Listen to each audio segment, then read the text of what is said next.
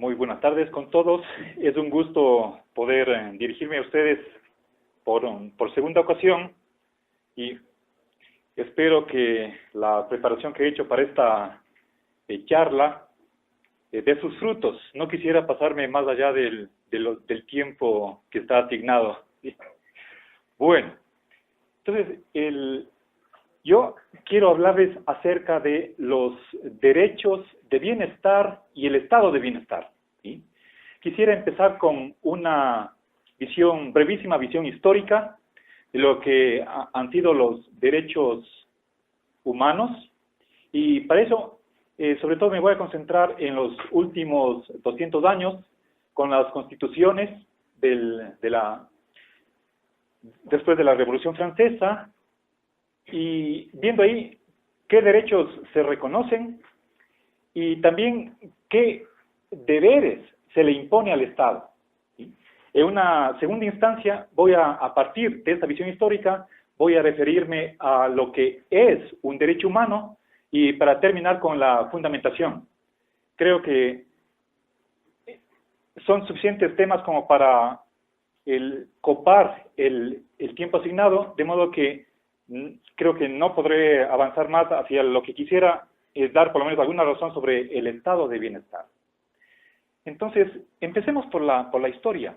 En primer lugar, quisiera indicar que no creo en esa visión de las generaciones de derechos, ni tampoco una visión histórica que divida la historia en períodos, ¿sí? Peor si es que ponemos fechas, como por ejemplo la caída de Roma, la Revolución Francesa. Más difícil es el dividir en dónde termina la Edad Media y comienza el Renacimiento o la Edad Moderna. Creo que en lugar de esa visión que pone periodos, creo que debemos hablar de una continuidad.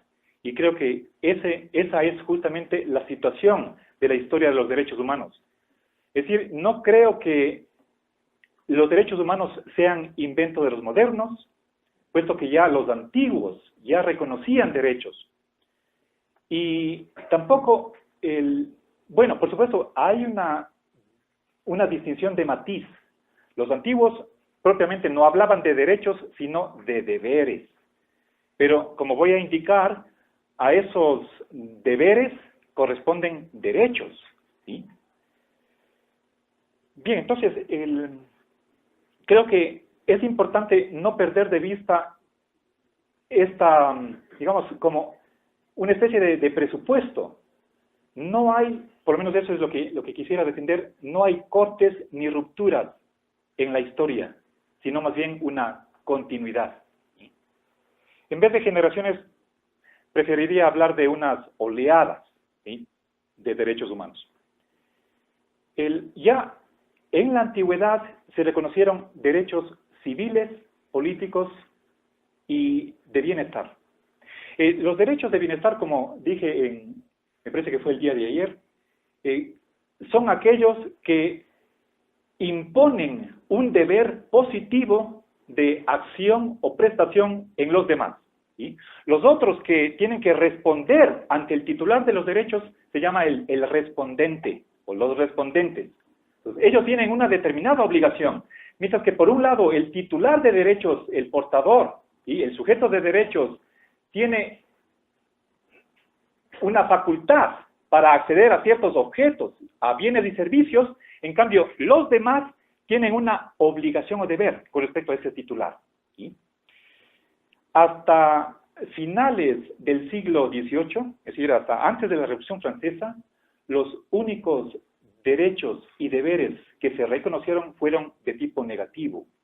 Es decir, aquellos derechos que imponen en el respondente deberes negativos, de no hacer inacción u omisión, es decir, de no hacer algo, no hacer ciertas cosas. ¿Sí? Entonces, los antiguos ya reconocieron derechos de bienestar. En realidad, no hay ningún derecho que no entrañe alguna obligación positiva de los demás. Pensemos, por ejemplo, en el derecho que ya se reconocía en la antigüedad, bueno, conjunto de derechos procedimentales. Piensen ustedes en el derecho a la legítima defensa. En la antigüedad no había abogados. Los individuos que fueron acusados de alguna falta que tenía que estar tipificada en la ley, ¿sí? Tenía que comprar un discurso a un sofista, por ejemplo, aprenderse de memoria y él mismo recitar ante el jurado. Pero ese era un derecho de autodefensa, ¿sí? Conforme van avanzando los siglos, se ha mejorado eso. En la Edad Media ya se va a reconocer un derecho a la defensa letrada. Es decir, hay otro señor a quien le voy a pagar, voy a contratarle los servicios para que me defienda, ¿sí? Bueno, ahí hay una evolución, ¿sí?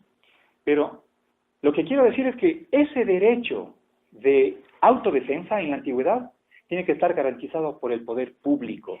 El poder, entonces, las autoridades del Estado tienen que hacer algo para que se garantice ese derecho, ¿sí? Bien, pasemos al estoicismo, más o menos con su fundador Zenón de Sitio en el siglo III a.C.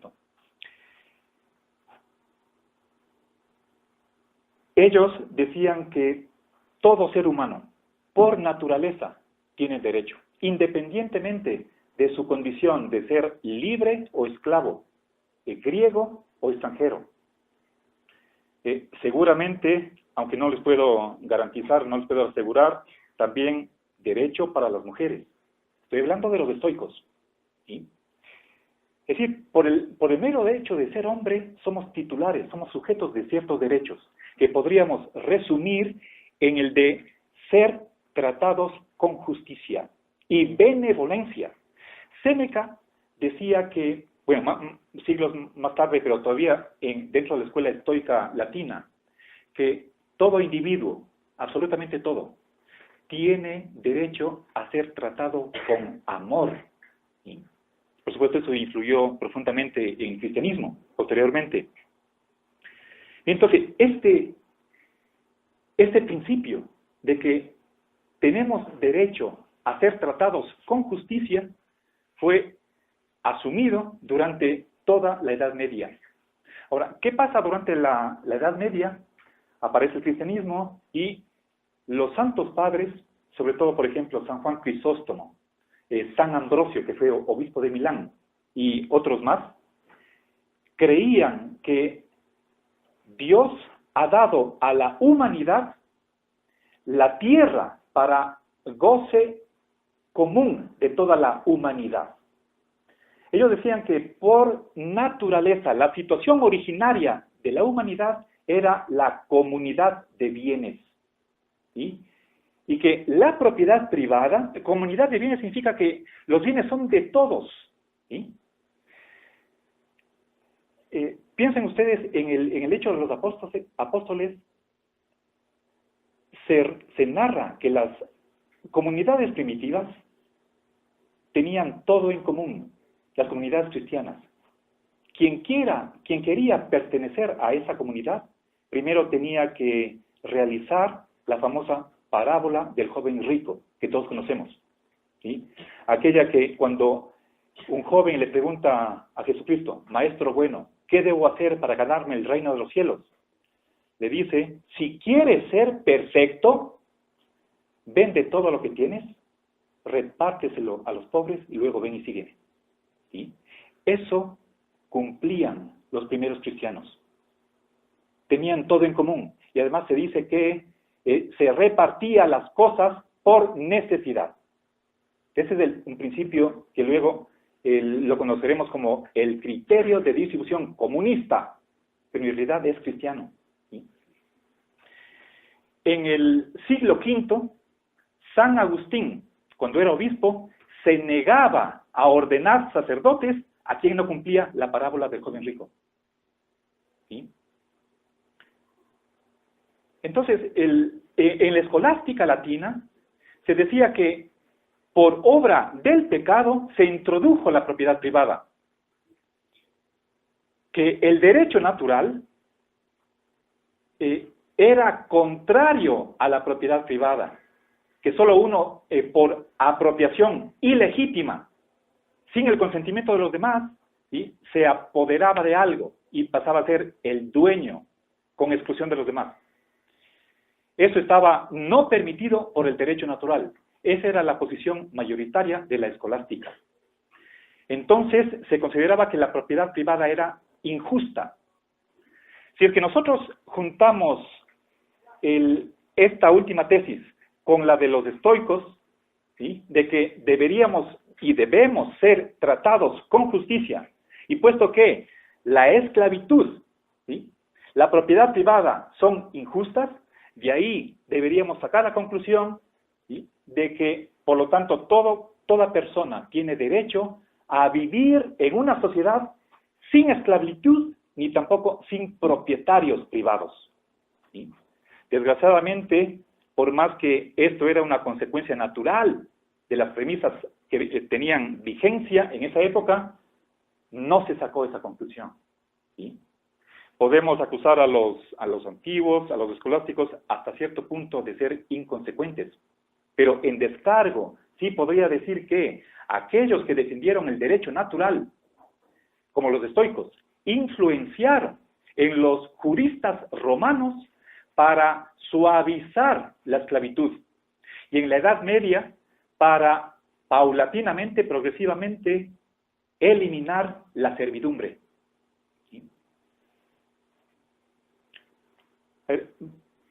Pasemos o continuemos con la Edad Media. En la Edad Media se hacía pactos entre el señor feudal y sus siervos. El primero, a través de ese pacto, una especie de convenio, pero convenio entre ciertas personas, ¿sí?, el señor feudal se comprometía a proteger a sus siervos, los cuales a su vez, en cambio, se comprometían a ser fieles a su señor. Entonces, vean ahí cómo por un acuerdo voluntario surgen derechos y deberes entre ciertos particulares. Esa es una concepción pactista, ¿sí? Es este convenio que hacen ciertos individuos lo que da origen a derechos y deberes. Por supuesto, con el andar de los años, de ahí surge la famosa teoría del contrato social, ¿sí? Que ya podemos decir está de alguna manera en el siglo V a.C. con los sofistas, pero sobre todo ya en la modernidad con Locke,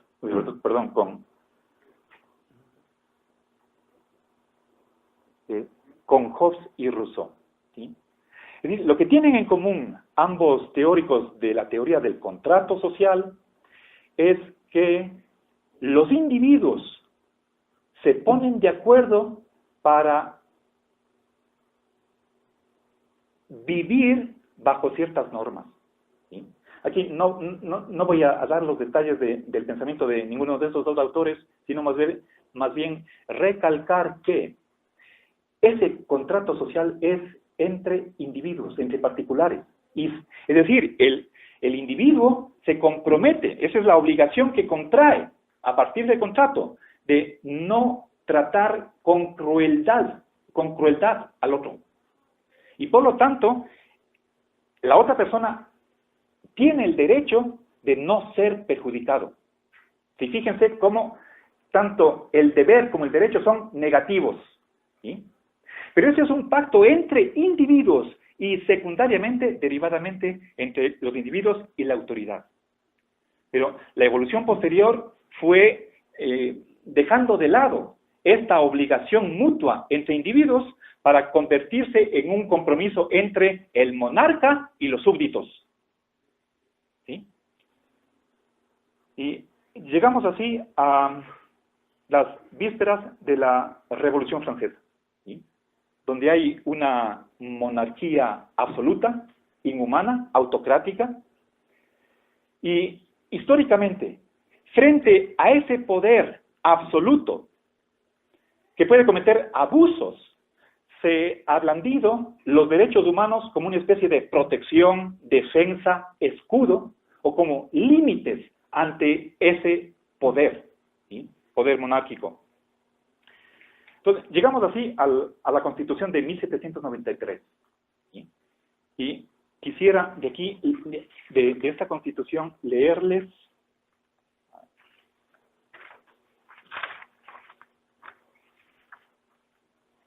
el artículo 1, dice, donde se reconoce lo siguiente, dice, textual: el gobierno se instituye para garantizar al hombre el goce de sus derechos naturales e imprescriptibles. Fíjense cómo aquí está en el texto presente la influencia de la escuela del derecho natural. ¿Qué más? Al año siguiente, en 1794, siendo consecuentes con esto de derechos naturales.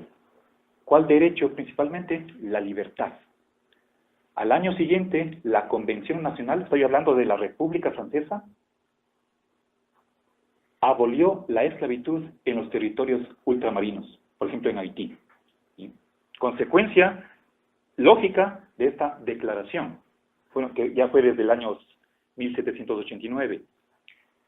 Pasemos a otro ejemplo en donde se nota la inspiración justnaturalista de los derechos humanos.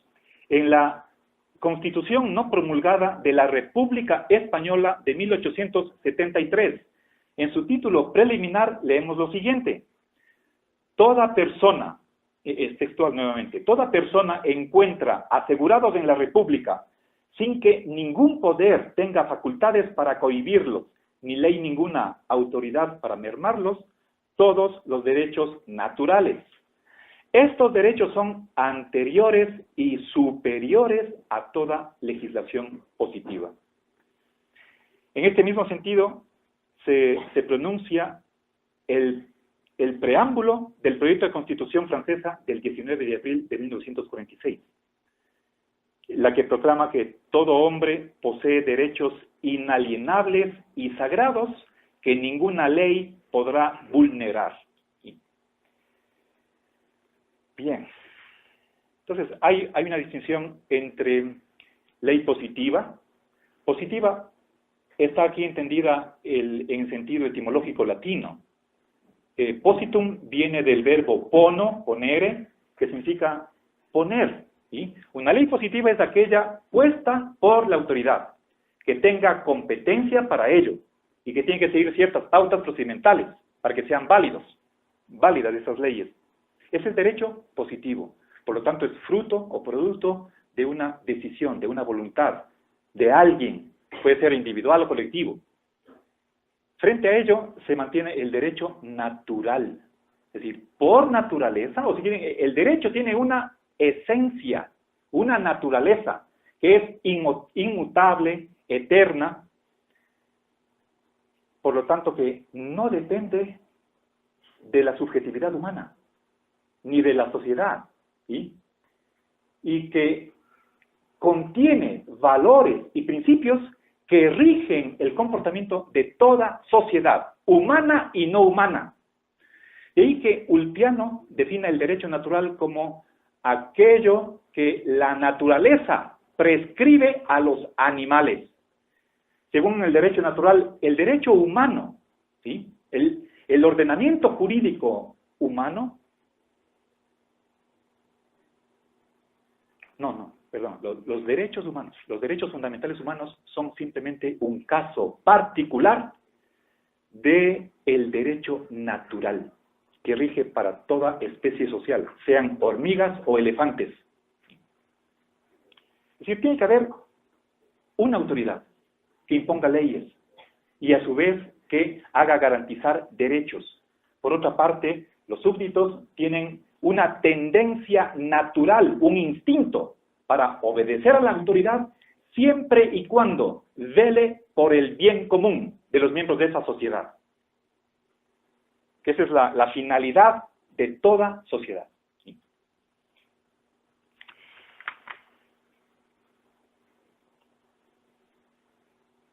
Ahora, entonces, he mencionado por lo menos un par de ejemplos de constituciones en las cuales se refleja la presencia de la escuela del justnaturalismo, que ha sido la que ha motivado esas constituciones que reconocen derechos humanos, sobre todo en el final del siglo XVIII y siglo XIX. Bueno, avancé también al siglo XX, 3 constituciones.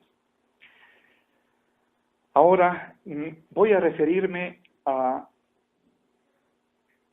un caso de, nuevamente, la Constitución de la República Francesa de 1848, en la que se dan se continúa con estos pasos iniciales para el futuro estado de bienestar, que llega a cobrar fuerza a finales del siglo XIX y sobre todo en el siglo XX. Sobre todo en 1936, en la antigua Unión Soviética. Quiero ahora referirme al preámbulo de 1848. Permítanme leer, no es mucho. El numeral 1 del preámbulo dice: Francia se ha constituido en república. ¿Sí? Ya no es monarquía. Al adoptar esta forma definitiva de gobierno, se ha propuesto el objetivo de asegurar un reparto más equitativo de las cargas y ventajas de la sociedad, de aumentar el bienestar de cada cual. ¿Sí?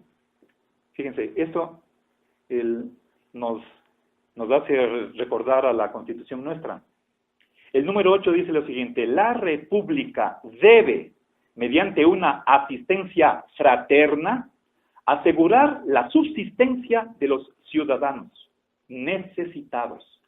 Pensemos en las personas inválidas, los ancianos, los desempleados, ¿sí? Ya sea procurándoles trabajo, ya sea socorriendo a aquellos que no están en estado de poder trabajar.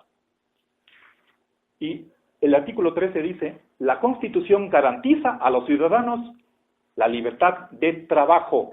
¿Sí? Sí, el trabajo es un derecho, y de industria. Dice: la sociedad favorece y anima el desarrollo del trabajo mediante el establecimiento por parte del Estado de trabajos públicos, es decir, obras públicas propios para el empleo de los brazos sin ocupación.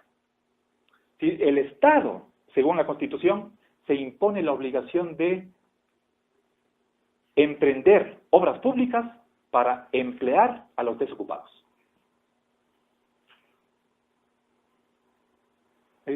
Y también vale la pena, eso es un deber estatal. El numeral 7 del preámbulo reconoce el siguiente deber para los particulares: que los ciudadanos deben contribuir al bienestar común, ayudándose fraternalmente unos a otros. O sea, vale la pena no perder de vista este deber, porque más luego voy a insistir en la correlatividad entre derechos y deberes. ¿Sí? No hay un sujeto que tenga solamente derechos y no esté comprometido también a cumplir deberes. Y viceversa, a nadie se le puede cargar con ciertas obligaciones sin que tampoco reciba derechos. Y entonces, voy a suspender aquí esta brevísimo vistazo histórico para pasar a la definición. Creo que no puedo yo intentar definir qué es un derecho humano, sin tener estos precedentes, estos antecedentes. O sea, puedo definir lo que es un derecho, ¿sí?, una vez que hemos hecho este recorrido. Un derecho es un permiso o una autorización para hacer o tener algo. ¿Sí? Y eso quiere decir que es una reclamación legítima. Una demanda lícita que, si queda insatisfecha, se incurre en injusticia. Entonces, si es que una persona tiene un derecho, entonces la sociedad está obligada a satisfacer el goce efectivo, el cumplimiento de ese derecho. Caso contrario, ahí hay una injusticia. Bien, entonces, si realmente están, desde el punto de vista lógico, entrelazados tanto derechos como obligaciones, eso quiere decir que por naturaleza un derecho es siempre relacional. Implica, entraña, y según algunas versiones, es lo mismo que un deber. ¿Sí? Puede ser que retóricamente o a efectos prácticos sea más fuerte hablar de deberes que de derechos, pero semánticamente es lo mismo. ¿Sí? Bueno, según alguna corriente doctrinaria y que yo personalmente podría estar dispuesto a defender. Bien. Si es que, como digo, no hay derechos sin que alguna otra persona tenga obligaciones con respecto al titular de derechos. Eso quiere decir que los derechos son eminentemente sociales, como lo es el ser humano. ¿Sí? Creo que eso de que primero había un estado de naturaleza, como se imagina Hobbes, en el que todos éramos como el hombre es lobo del hombre, y que luego, una vez que vemos que esa situación de barbarie es insoportable, nos reunimos, nos ponemos de acuerdo en que no va más, y por lo tanto de aquí en adelante fundamos el Estado, las leyes, la sociedad. Eso es un mito. ¿Sí? El hombre por naturaleza es un ser social, como pensaba Aristóteles. Si somos seres sociales, también los derechos son sociales.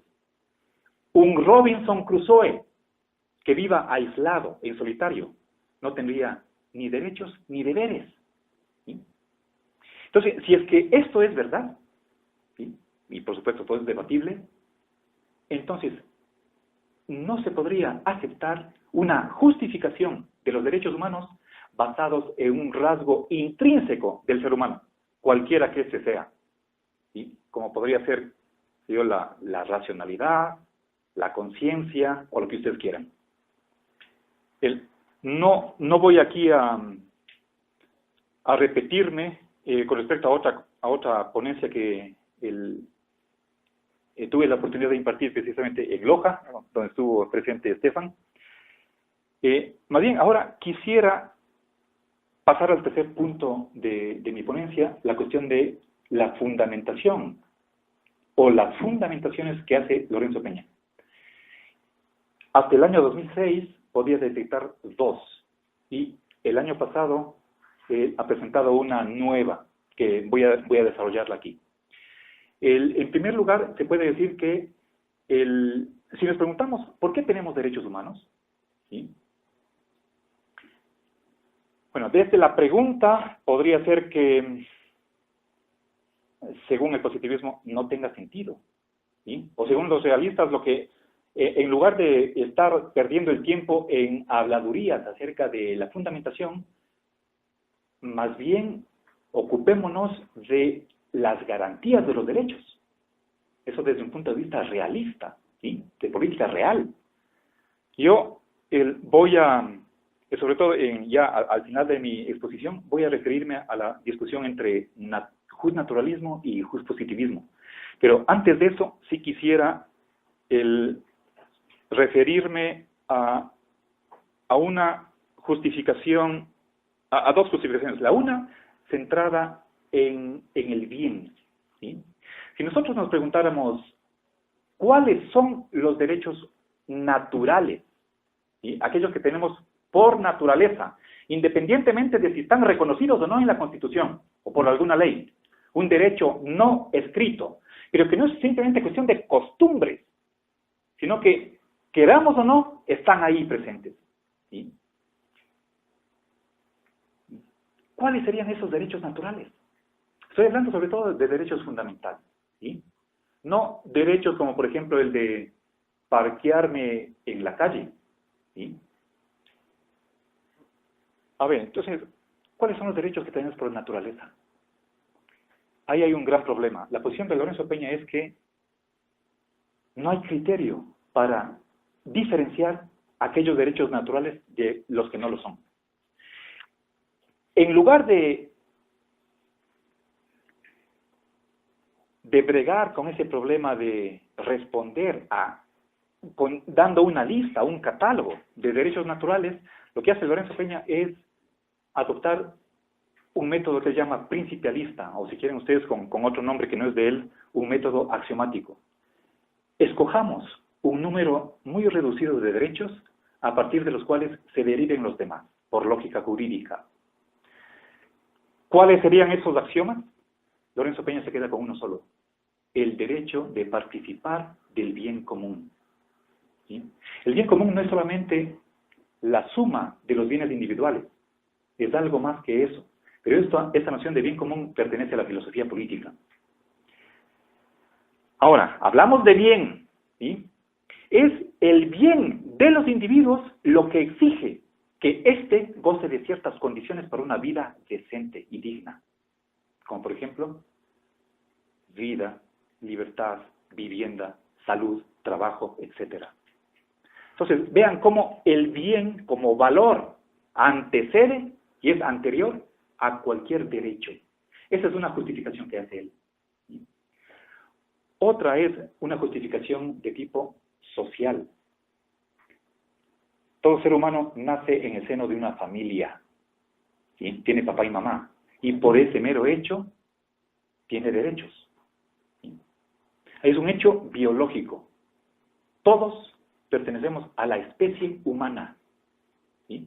Eso es algo fáctico. Ahora, la Declaración del año 48 reconoce en varios lugares que somos familia. Y eso creo que se lo debería entender en sentido literal. Hay estudios de genética que tratan de demostrar científicamente, mediante modelaciones, estadística, la genética, matemáticas, que cualquier par de seres humanos tiene antecesores comunes que están más cercanos de lo que se podría imaginar. Hay un artículo que trata de determinar en qué periodo vivió la pareja, hombre y mujer, de la que descienden todos los individuos humanos actualmente vivientes sobre el planeta, ¿sí? Y le ubica, bueno, este rato no tengo aquí los datos, pero más o menos, tómenle esto como un mero ejemplo, más o menos como entre el siglo I de nuestra era y el siglo XVII antes de Cristo. Es decir, ahí, si nosotros nos remontamos, imagínense el árbol famoso genealógico, ¿sí? Un tronco con ramas, ubiquémonos en la parte periférica de las ramas, vamos descendiendo hacia el tronco común, y donde empieza el tronco, ahí hay una pareja, ¿sí? No estoy hablando de Adán y Eva, y tras la cual ya todos tenemos la misma parentela. Esa pareja que está en la cima del tronco común no habrá vivido más allá del siglo XX antes de Cristo. La conclusión de este artículo, uno de cuyos autores, y creo que el principal es Rode, concluye que todos los 7.000 millones de humanos actualmente vivientes tienen parientes que construyeron las pirámides de Egipto. Todos, ¿sí? No le estoy hablando de hace 100.000 años. Entonces, cuando la Declaración del 48 dice que somos familia, yo lo tomo eso como una verdad. No como una mera hipótesis, como un hecho que tiene evidencia empírica y que es tan discutible como la teoría de la relatividad o la física cuántica, ¿sí? Bien, si es que somos familia, somos hermanos, descendemos del mismo papá y mamá. Si somos hermanos, debemos tratarnos como hermanos, fraternalmente. Y si es que hay ese deber de fraternidad, entonces tenemos el derecho de ser tratados como hermanos, ¿sí? Bien, nuevamente la famosa correlatividad, ¿sí? Y finalmente termino con la fundamentación justnaturalista. Ya me anticipé un poco a decir qué es esto de derecho natural, ¿sí? Frente al justnaturalismo tenemos el justpositivismo, que es simplemente la aplicación al derecho de la doctrina positivista, fundada por Augusto Comte. en los años 1830 en Francia. Los positivistas son empiristas. Eso significa que el origen y la justificación del conocimiento es la experiencia sensible.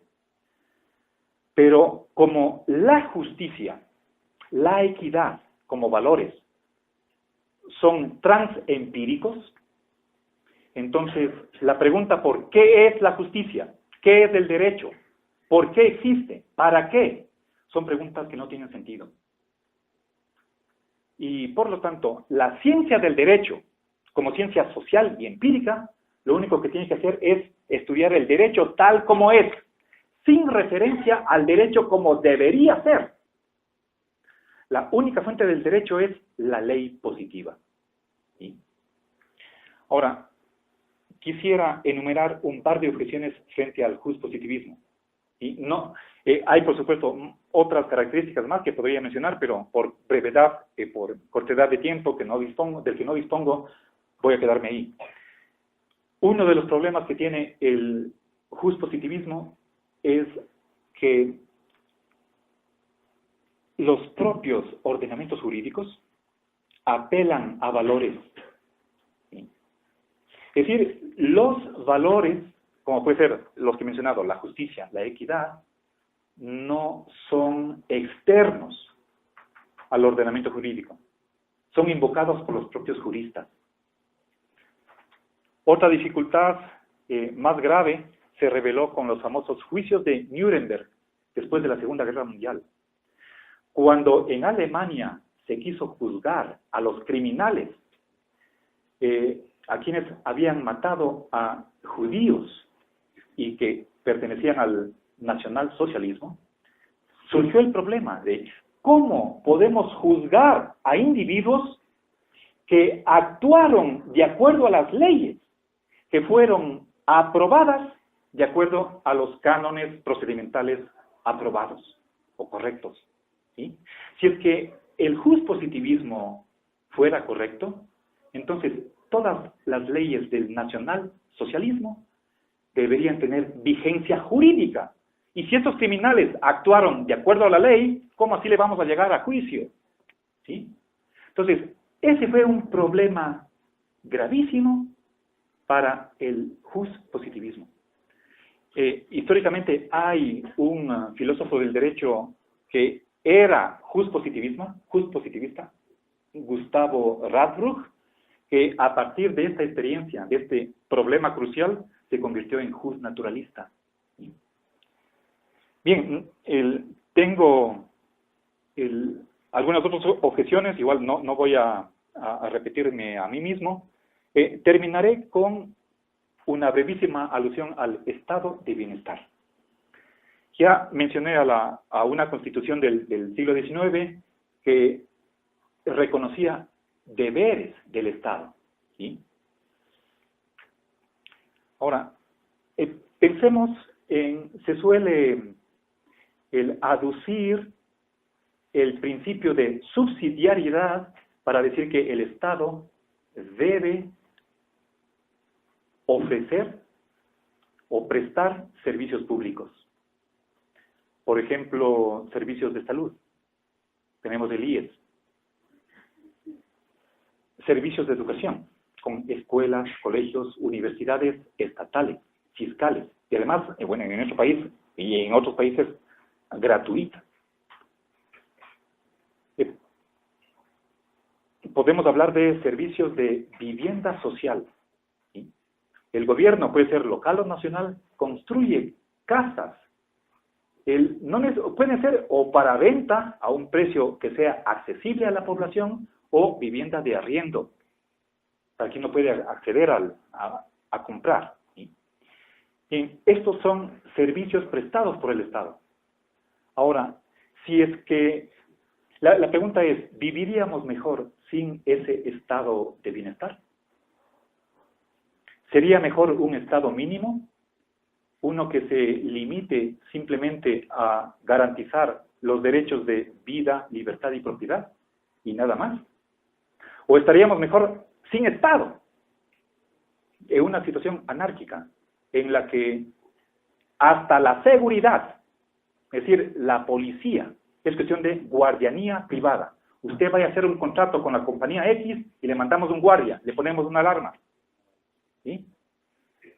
Bomberos privados. Si usted no tiene contrato, la motobomba no va a apagar el incendio, etcétera, etcétera. ¿Sí? ¿Qué es mejor? ¿Más Estado? ¿Menos Estado? ¿O sin Estado? Quisiera argumentar a favor de un Estado robusto y se basa en los derechos. Uno de los principios en los que no quisiera insistir es el principio de subsidiariedad. Si la empresa privada o el mercado libre no ofrece servicios, bienes que sean accesibles a la mayoría de la población, entonces alguien tiene que encargarse de suplir esa deficiencia del sector privado. ¿Quién más sino el propio Estado? ¿Sí? Esa es una razón, pero no es la única. Hay otras razones. El principio de solidaridad ante el infortunio de las empresas. Si es que el Estado no controlara la competencia, entonces una empresa anularía a la otra. ¿Sí? Estaríamos en la situación de Hobbes, de que el hombre es lobo del hombre, y ahí no se sabe quién queda vivo. ¿Sí? Piensen ustedes en la famosa crisis del 2008-2009 en Estados Unidos. ¿Quién es el que garantizó los depósitos? Ante la quiebra de una empresa privada o de la empresa privada, el Estado es el que rescata. ¿Y quién es el Estado? La sociedad, la colectividad. Yo creo que esa diferencia entre sociedad y Estado es de Adam Smith. No es de los antiguos y peor, o tampoco de los medievales. Santo Tomás hablaba de la distinción entre iglesia y Estado. El Papa versus el monarca. El primero que habló de sociedad, de la distinción entre sociedad y Estado es Adam Smith, o los fisiócratas. Y luego Hegel y Marx tras él. Pero no es una distinción que nos viene de la noche de los tiempos. ¿Sí? Y detrás de esa distinción hay una concepción de que hay sociedad no estatal, preestatal. Una sociedad, una organización que coexiste sin Estado, por lo tanto sin leyes. Yo creo que esa distinción es cuestionable. Para que haya sociedad tiene que haber autoridad, tiene que haber leyes, y por lo tanto tiene que haber un Estado. Ahora, entonces, hablé como segunda razón para la existencia del Estado, la solidaridad ante el infortunio económico. Pero vamos más allá. Yo creo que nunca el Estado se ha limitado a ser simplemente el garante de la seguridad y el orden. Nunca, jamás. Pensemos simplemente en el Estado del gran Imperio Romano. ¿Qué hacía el Estado? Construía vías, construía escenarios deportivos, de recreación, incluso aunque sea en una medida muy limitada, hacía distribución de alimentos. Igual podemos hablar de otros estados. Pensemos en lo que en la doctrina marxista se vino a llamar, y lo que Marx denominó, el modo de producción asiático. Pensemos en una agricultura de regadío, en la que el principal medio de producción es el agua. Para tener eso se necesita canalización. Y eso no lo podían hacer individuos privados. Se necesitaba una gran organización colectiva para tener un tendido, una red de canales que lleven al agua, el agua a varios lugares. Eso fue una empresa complicadísima, más si pensamos en los rudimentarios medios de que disponían en la antigüedad. Eso fue obra estatal. ¿Sí? Entonces, Nikos Poulantzas es uno de los que resaltan este hecho. Ningún Estado en la historia se ha limitado a ser el famoso guardián nocturno que se imagina Hobbes, ¿sí? o Locke. Entonces, si es que históricamente podemos decir que el Estado ha asumido esas funciones de garantizar los derechos sociales, de prestar servicios públicos, ¿sí? La realidad es que cada vez más, y eso lo ha aprobado Adolf Wagner, conforme avanzamos en la historia, el Estado va adquiriendo mayores obligaciones. De tal modo que el porcentaje del sector público va en aumento. Y eso es cuestión simplemente de estadística.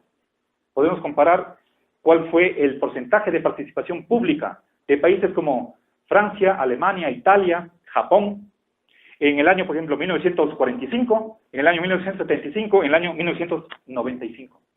Y vamos a ver que para finales del siglo XX, la participación pública en algunos países va más allá del 50%. Cuando empezaba hace unos 40, 50 años en el 35%. Va en aumento. ¿Sí? De modo que a mí me parece que esa es una tendencia inflexible. ¿Sí?